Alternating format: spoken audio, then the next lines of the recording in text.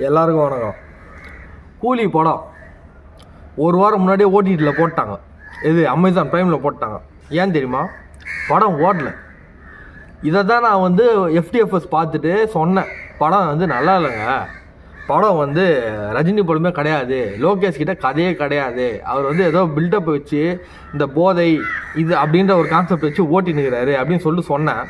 அதுக்கு வந்து என் மேலே வந்து நிறைய பேர் வந்து அசிங்கமாக பேசி என்னை வந்து அமுச்சு விட்டாங்க.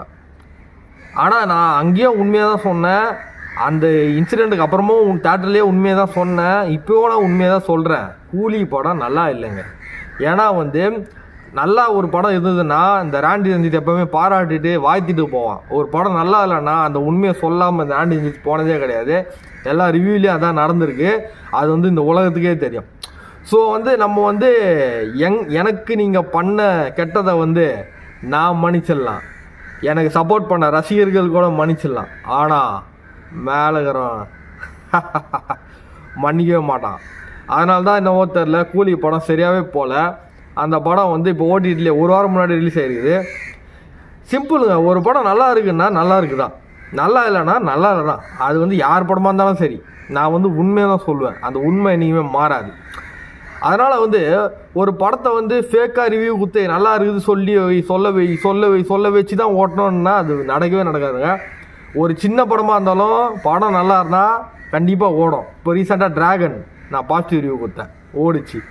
அமரன் நான் பாசிட்டிவ் ரிவ்யூ கொடுத்தேன், ஓடிச்சு. இப்போ ரொம்ப ரீசெண்டாக நான் பார்த்த நல்ல படம் காந்தி கண்ணாடி, பாசிட்டிவ் ரிவ்யூ, ஓடிச்சு.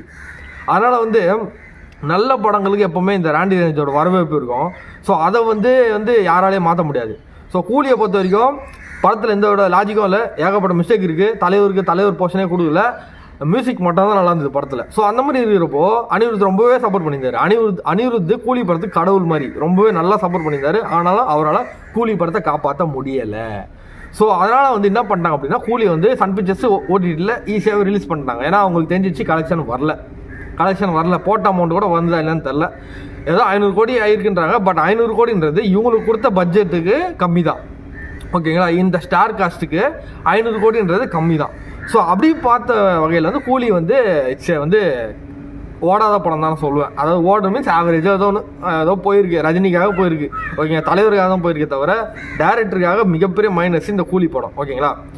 ஸோ அதனால் வந்து கூலி வந்து நல்லா ஓடணும் அப்படின்னு சொல்லிட்டு நீங்கள் வந்து நல்லா இருக்கணும், நல்லா இருக்குது அப்படின்னு சொல்லிட்டு ரிவ்யூஸை பரப்பினாலும் படம் வேலைக்கு ஆகாது. ஏன்னா எப்போவுமே யாரை வேணால் ஏமாற்றலாம், மக்களை ஏமாற்ற முடியாது.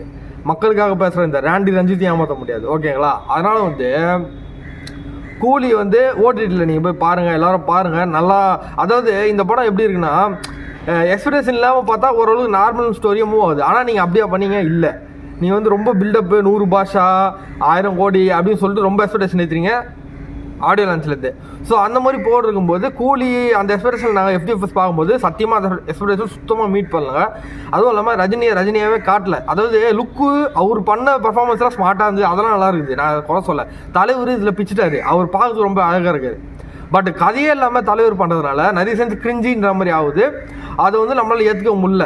எல்லா மிஸ்டேக்கும் நான் சொல்கிறேன் இப்போட லோகேஷ் கனகராஜர் தான் சேரும். அவர் வந்து கமல் ஃபேன்ற பட்சத்தில் தலைவரை வச்சு எடுக்க தெரியாமல் எடுத்திருக்காரு, ஓகேங்களா? அதனால தான் வந்து லோகேஷை வந்து இப்போ சோஷியல் மீடியாவில் ரொம்ப ட்ரால் பண்ணுறாங்க. ஏன்னா எல்லாருக்குமே தெரியும் படத்தில் ஒன்றுமே இல்லை, லாஜிக்கும் வந்து எதுவுமே இல்லை அப்படின்னு சொல்லிட்டு ரொம்ப கிரிஞ்சின்ற மாதிரி தான் வந்து கூலியே வந்து போயிட்டுருக்கு.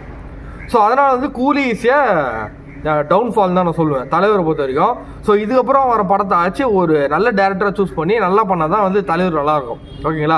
இந்த மாதிரி வந்து கதையில் டேரக்டருங்கெல்லாம் ரஜினி இல்லை, எந்த ஹீரோ பண்ணாலும் வேலைக்கு ஆகுதுங்க. ஏன்னா வந்து அவர் 50 இயர்ஸ் சினிமாவில் இருக்கிறதுக்கும் ஒரு நல்ல டேரக்டரை என்ன சூஸ் பண்ணியிருந்தா கூலி. அது எனக்குலாம் ரொம்ப பிடிக்கும் கூலி தான். நானே கூலி தான். எனக்கு அந்த டைட்டிலுக்கும் தலைவர் ரொம்ப மேட்ச் ஆகும், பயங்கரமான கதையாக இருக்கும் அப்படின்னு சொல்லி எக்ஸ்பெக்ட் பண்ணி வந்தேன். பட் டேரக்டர் சொதி போட்டதுனால கூலிக்கு உண்டான வேல்யூ சுத்தமாக போயிடுச்சு. ஸோ வந்து கூலியை வந்து நீங்கள் வந்து இனிமேல் மீட் எடுக்குது எப்படின்னு தெரில. ஸோ ஓடிடிலையாச்சும் பார்த்து என்ன இருக்குதுன்னு சொல்லிட்டு கொஞ்சம் சப்போர்ட் பண்ணலாம், வேறு வழியில். ஏன்னா வந்து நான் அந்த 1000 கோடி தான் நடக்கலை. இதுக்காண்டி ஒரு பேசிக்கான ஒரு சின்ன கதையாக நல்ல கதையாக கொடுத்துருந்தா கூட, பேசிக்காக ஒரு நார்மலாக மூவ் ஆகிற மாதிரி நல்ல லாஜிக்கான கதையாக கொடுத்துருந்தாலும் கூலி வந்து நல்லா போயிருக்கோங்க. தலைவர் அந்த ஸ்டார் காஸ்ட்டுக்கு அதுக்கும் அனிருத்துக்கு அதுக்கும் நல்லாவே போயிருக்கும். பட் அதை கொடுக்க முடியாமல் லோகேஷ் வந்து சொல்லி போட்டாதான் சொல்லுவேன். ஸோ வந்து எப்போ அதான் சொல்கிறேன், உண்மையாக வந்து நீங்கள் வந்து என்னதான் பிராண்ட் ப்ரொமோஷன் பண்ணாலும் மறைக்க முடியாதுங்க. உண்மை தான், படம் நல்லா இல்லை தான். ஸோ அதை வந்து எல்லாருமே ஏற்றுன்னு தான் போனோம். ஏன்னா நானும் ரஜினி ஃபேன் தான், நானும் தலைவர் ஃபேன் தான், நான் ஏற்றுக்கினேன். அந்த மாதிரி வந்து ஏற்றுக்க முடியாதவங்க ஏற்றுக்கோங்க. அப்படி ஏற்றுக்க முடியலன்னா இந்த ராண்டி ரஞ்சித் புரிய வைப்போம்.